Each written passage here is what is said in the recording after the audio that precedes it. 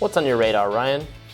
Well, the conventional wisdom in Washington says that the Build Back Better Act is dead and buried, done in by a thumbs down from Joe Manchin. And there's plenty of reason to believe that's true. Here's Joe Manchin himself speaking at an energy industry conference recently called CERAWeek. Two questions. Could you tell us where things are on negotiations over reconfiguring the Build Back Better? There is no Build Back Better. Okay. Will you... That seems clear enough, right? There is no Build Back Better. Well, yes and no. So Build Back Better is definitely dead, but long live a yet-to-be-named bill that will do some, but by no means all, of what the original tried to do. So let's head back to Manchin for some more of that. And by the way, this audio comes courtesy of Kate Aronoff, my former Intercept colleague who now writes for The New Republic. I interviewed her recently about her experience at this conference in an episode of my podcast, Deconstructed. All right, so here's more Manchin. Let me go in. I don't mean that to be sarcastic. That bill was a major mammoth piece of legislation, okay? And the reason I had concerns from day one is that we shouldn't be doing that much policy. Reconciliation was never designed for us to do policy. It was designed for us to get our financial house in order. It truly was. And so the main social restructuring he's talking about there, he's saying that the reconciliation wasn't designed to do social restructuring. That's things like the child tax credit and child care subsidies. And Manchin famously warned that giving parents help like that will just mean they'll spend more time either hunting or buying drugs. So I suspect that kind of thing is out of this new package. Now, he also expressed a process complaint. He wants hearings. Okay, there's so many good things in there that we all have aspirations to do. A lot of good things. But with that, it should go through a process where there's a hearing. It's transparent, it's open to the public. And then we have a markup. And the markup basically is where people put their ideas to make it better or something they think will be detrimental to their area. That's the process we have. We bypassed all that. So I said, no. Now, the funny thing is, guess who this chairman of the Energy Committee is? The person who hasn't scheduled hearings yet on this important legislation. Yeah, that's right. Chairman of the Energy Committee is Joe Manchin. Okay, so if Manchin does get these hearings, what's he okay with in a package? And this is key. He says one thing that all Democrats agreed on was the 2017 tax cuts, the way they were implemented, were weighted unfairly. And it did not basically spin off the amount of revenue we needed to pay down our debt. So we're 30 trillion 200 billion as of this morning is our debt right now. And it grows every day. You've got to change that trajectory. So I says, if we all agree and we have agreement on one thing, then use it to get your financial house in order. Basically, get the tax code that's competitive, that's fair, allows us to compete and grow and be prosperous, but pay the bills.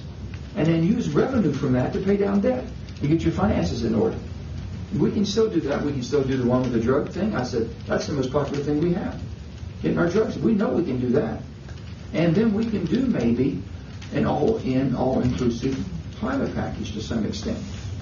And that basically, they know where I stand. If it doesn't have an all-in policy to where you're treating the horsepower that you need from your fossil, which is coal, oil, and natural gas.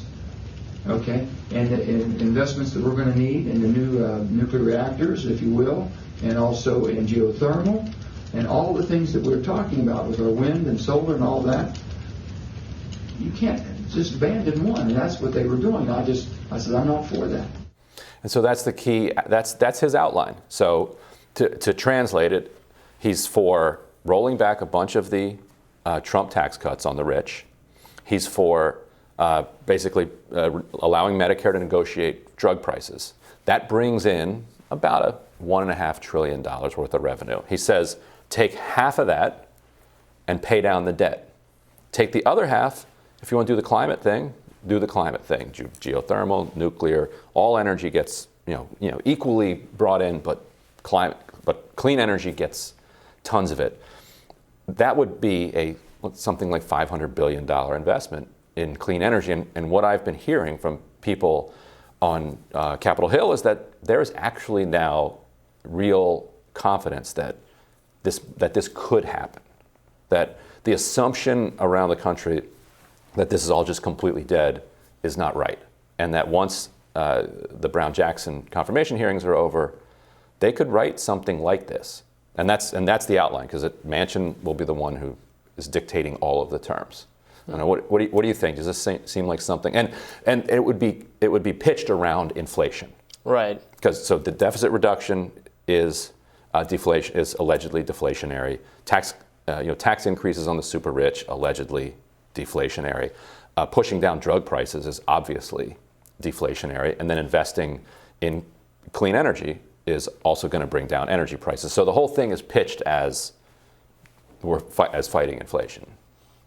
I mean, it sounds like a pretty politically well thought out thing to do, a reasonable thing to do. I personally can't, in good conscience, support tax increases on anyone, the rich or anyone else. But I mean, I like the direct renegotiation of prices. You sold me on that one. Yeah, we have to make certain investments, obviously, in energy, especially given what's going on with Russia, Ukraine. So yeah, this would kind of be a slam dunk, really. The Biden administration has to do something. Right. They have to have something to point to. Is like, look at what we accomplished, and bonus if it actually works to bring down inflation. That could be the difference between if you could possibly get this done. Well, you have to get it done before the midterms because you can't get it done after. Right. It could be the difference between getting utterly destroyed beyond all comprehension in the midterms and just having a really bad midterm, which are the only two options at this point. And the other thing that it would do, well, a couple other things. One, it would give them something modest to point to say, like, look, we're not complete and total failures. Failures, but not complete and total failures. Look what we managed to do. We did something. And I suppose it also doesn't scream like ideological overreach or something. It's deficit reduction. Yeah. You're reducing the deficit. Who doesn't love reducing the deficit? Anti-inflation. Yeah, I mean, I hate reducing the deficit. Who hates reducing the deficit? But normal people are like, oh, reducing the deficit, that sounds good to me. Yeah. And also, let's say you do $500 billion in climate money. That could wind up being $5 trillion in private investment. Because of the way that it could leverage the capital that's sitting on the sidelines. And it would also allow then the Biden administration to continue to sort of govern even without control of Congress, because they would have all of this money that had already been appropriated that they could push into different clean energy projects. And so that would beat just what Obama did from 2010 through 2016, which is just like complaining about John Boehner and cutting like austerity deals, trying to reduce the deficit, and just fiddling your thumbs until you gradually whittle away the entire coalition and get replaced by Trump. Well, they better get on it because the clock is ticking. The clock is ticking. Clock is really ticking. It's got to happen in like the next 6 weeks, 8 weeks, something like that. Right, because then summertime, it's done. What are Cinema's thoughts about it? That's a key wild card, and so I think people have given up, I think, guessing, and I think are willing to say, you know what? If we get 48 Democrats plus Joe Manchin, and Sinema comes onto the floor and does a curtsy and a thumbs down, what are you going to do? Sort of like Reggie Miller. If he's going to beat you from like 45 feet out with just nailing three-pointers all the time.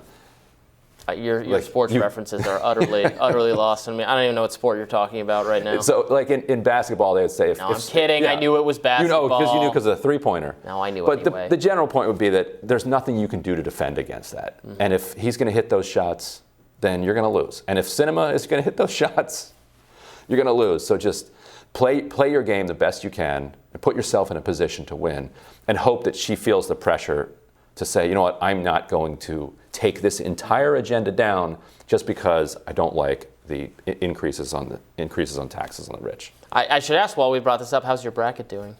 I filled it out here. Yeah. But I didn't hit submit. Oh no! I filled mine out. I did bracket. Hit submit, but I haven't looked at it yet. I know I'm doing pretty badly. So I'm sure it would have been a bloodbath. Yeah. So I don't even remember who I picked now. Yeah. There you go. All right, so our rising panel is next. We discuss how billions in federal funds authorized by the American Rescue Plan are set to be funneled away from pandemic relief and to policing instead. Stay tuned for that.